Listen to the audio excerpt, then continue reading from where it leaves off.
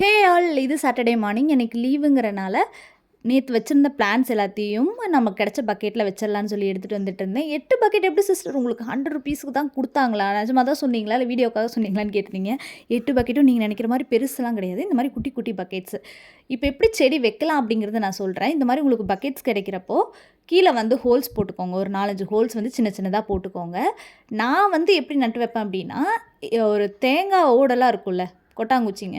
அதெல்லாம் வந்து நம்ம எப்படினாலும் தேங்காய் சிரட்டிட்டு வேஸ்ட்டா தான் போட போறோம். அது எல்லாத்தையும் கலெக்ட் பண்ணி வச்சுக்கோங்க. ஒவ்வொரு பக்கெட்லயும் நான் ஒரு 2, 3 போட்டு வச்சிருக்கேன். அது ஃபர்ஸ்ட் லேயர்லயும், செகண்ட் லேயர்ல சாம்பலும், அதுக்கு மேல கொஞ்சமா மண்ணு போட்டு செடிகள வச்சிருக்கேன். இது எதுக்காக அப்படின்னா, தேங்காய் உள்ள ஓடு இருக்கிறப்போ, தண்ணிய வந்து அது அப்சர்வ் பண்ணி வச்சுக்கும். 2 நாள் நீங்க தண்ணி ஊத்தலைனாலும் உங்கள் செடிகள் நல்லாயிருக்கும். சாம்பல் எதுக்குன்னா, பூச்சிகள் தாக்காம இருக்கிறதுக்கு சாம்பல் போட்டு வச்சிருக்கேன்.